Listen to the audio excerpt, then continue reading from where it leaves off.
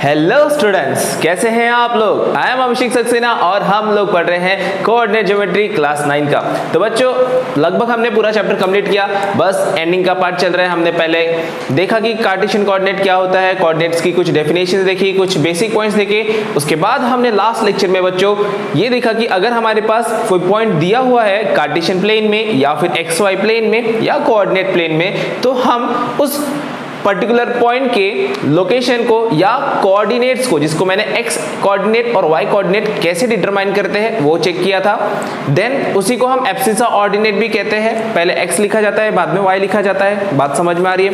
तो आज के लेक्चर में हम देखेंगे उसका रिवर्स ऑर्डर। क्वेश्चन हमारे एनसीईआरटी में एग्जाम्पल 3 दिया है, जिसमें आपको कुछ पॉइंट्स दिए हुए हैं और उन पॉइंट्स को हमें ग्राफ में प्लॉट करना है या फिर एक्स वाई प्लेन में प्लॉट करना है। तो देखो बच्चों, अगर आपके पास ग्राफ है तो वेल एंड गुड, बट अगर ग्राफ नहीं है तो आप कॉपी में ग्राफ बना सकते हो। देखो कैसे बनाना पड़ेगा। आप क्या करोगे, एक्स एक्सिस और वाई एक्सिस बनाओगे कॉपी में। कैसे होती है एक्स एक्सिस बच्चों, एक horizontal line is x axis, यहाँ पर इसको नाम दोगे एक्स डैश एक्स बच्चों, और एक वर्टिकल लाइन देखो इस तरीके से बनेगा, ऊपर आएगा वाई और नीचे आएगा वाई डैश। इतनी बात समझ में आ गई।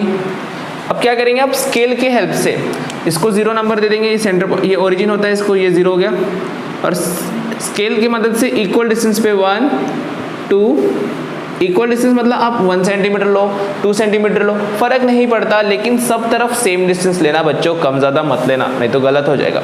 1 2 3 4 5 एंड 6। देखो हमारे पास यहाँ 6 से बड़े नंबर नहीं है, तो मैं 6 से तो मैं 7 तक ले लेता हूँ। चलो 7 तक ले लिया मैंने बच्चों। यहाँ पर पॉजिटिव होता है, एक्स ओरिजिन के right side positive, left side negative. -1 -2 -3 -4 -5 -6 and -7। बात समझ में आई। इस तरीके से हम विदाउट ग्राफ के आप कॉपी में से बना सकते हो। अब मैंने थोड़ा टेढ़ा बना दिया, आप स्केल से बनाओगे तो स्ट्रेट बनेगा। सिस्टमैटिक तरीके से बनाएंगे, और याद रखना कि इन दोनों लाइन के बीच में परपेंडिकुलर बनना चाहिए, 90 डिग्री बनना चाहिए। ठीक है, ये जो दोनों लाइन है वो परपेंडिकुलर टू ईच अदर होती है। X axis and Y axis are always perpendicular to each other. समझ में आया। अब ऊपर क्या होता है बच्चों, पॉजिटिव, तो फिर से यहाँ पर 1 2 3 4 5 6 एंड 7। बात समझ में आई। नीचे जाएंगे माइनस में, -1 -2 -3 -4 -5 -6 एंड -7। तो इस तरीके से हमारा ग्राफ बन गया। आपके पास अगर ग्राफ पेपर है तो ग्राफ पेपर पे डायरेक्ट लाइन खींच देना, उसमें तो डायरेक्टली इक्वल सेंटीमीटर 1 सेंटीमीटर के बॉक्स दिए होते हैं, आप उस पर इसको लिख सकते हैं, नंबरिंग कर सकते हो, है ना। अगर आपको ग्राफ पेपर बनाना नहीं आता तो आप कमेंट में बताएंगे सर हमको ग्राफ पेपर बनाना नहीं आता। मैं आपको ग्राफ में शो करूँगा कि इसको कैसे बनाते हैं। बट बहुत से बच्चों को आता होगा, 8th में भी आपने शायद ग्राफ यूज़ किया है। ठीक है, चलो अब हम एक एक पॉइंट को लोकेट करते हैं। लोकेट मतलब प्लॉट, इसको हम कहते हैं प्लॉटिंग ऑफ पॉइंट। याद रखो इस प्रोसेस को बोलते हैं प्लॉटिंग ऑफ पॉइंट। क्या है हमारा टॉपिक, प्लॉटिंग ऑफ पॉइंट। ये पॉइंट को हम कैसे प्लॉट करें, तो देखो ये जो होता है ये एक्स और वाई होता है, एक्स एंड वाई। तो पहले एक्स की वैल्यू लो और वाई की वैल्यू लो। ऐसे तो ऐसे आप कुछ भी ले सकते हो, बट मैं फर्स्ट एक्स लेता हूँ वाई, क्योंकि सीक्वेंस ही है। देखो 5 एक्स लिखा है 5, देखो 5, तो यहाँ पर ये है 5 हमारा, दिस वन इज 5, यहाँ पर दिख रहा है 5 0। तो y की वैल्यू 0 है, x की वैल्यू 5 है और y की वैल्यू 0। तो ये हमारा पहला पॉइंट हुआ। इसको मैं लिखूंगा a 5 0। मैं इनको नाम भी दे देता हूँ, a b c d e f g h। ठीक है बच्चों, नाम दे देंगे तो थोड़ा सिंप्लीफाई। और देखो जब आप ऐसे पॉइंट लोकेट करते हो तो उसको एक सर्कल बना दो, ताकि वो अच्छे से दिखे आपको, आपका आंसर करेक्टली दिखना चाहिए।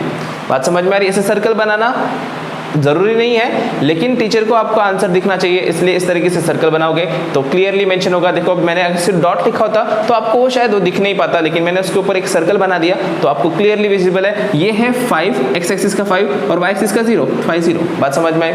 चलो सेकंड क्वेश्चन पर 0 5, इसका उल्टा बोला है। तो 0 मतलब क्या होगा बच्चों, एक्स की वैल्यू 0 है तो एक्स की वैल्यू 0 हो गई यहाँ पर, और वाई की वैल्यू 5 है तो ये हो गया b 0 5। बात समझो बच्चों किस तरीके से हम इसको नोट कर रहे हैं, हर एक पॉइंट इंपॉर्टेंट है। देन यहाँ पर लिखा है 2 5 बच्चों, तो देखो 2 5 के लिए मुझे x की वैल्यू लेना है 2। x की वैल्यू कितनी है बच्चों यहाँ पर 2, तो 2 ले लिया एंड y की वैल्यू 5। तो देखो मैं इसको थोड़ा सा इस साइड लिख देता हूँ, ये b 0,5 था, तो 5 की इधर ऐसे हम 2 के लिए एक एक्सटेंशन करेंगे एंड 5 का एक एक्सटेंशन करेंगे और ये जो पॉइंट मिलेगा ये हुआ हमारा C25। क्या बात समझ में आ रही है किस तरीके से बना रहे हैं। उसके बाद 5 2, तो अब देखो यहाँ का 5 लेना पड़ेगा फिर से, तो यहाँ का 5 को मैं इस a को थोड़ा सामने कर देता हूँ, इसका 5 x का 5 है और इसका y का 2, समझ में आ रहा है। तो ये हुआ हमारा D5 2। क्या बात समझ में आ रही, बड़ा ही आसान तरीका है, कोई बड़ी बात नहीं है। D हो गया हमारा, A B C D हो गया। E की तरफ चलते हैं, माइनस है -3 5, तो -3 देखो x एक्सिस में लेफ्ट साइड में, तो -3 एंड बोला है 5, तो 5 का है ऊपर, तो 5 को मैं एक्सटेंड करता हूँ इस साइड से एंड ये है हमारा -3। तो ये हुआ हमारा कौन सा पॉइंट हो गया, E, ये हुआ हमारा E -3 5। -3 x पहला x का डिनोट करेंगे एंड फिर y का डिनोट करेंगे, बात समझ में आ रही है। उसके बाद हम बात करते हैं -3 -5, -3 -5, तो -5 कहाँ है यहाँ पर, दिस इज -5। आप स्केल से ड्रॉ करेंगे तो आपका पर्टिकुलरली पॉइंट बराबर आएगा, एकदम सिस्टमेटिक वे से आप ड्रॉ करेंगे। मतलब अब मेरे पास मैंने स्केल से ड्रॉ नहीं किया है इसलिए आ नहीं रहा है बराबर, ये -5 है।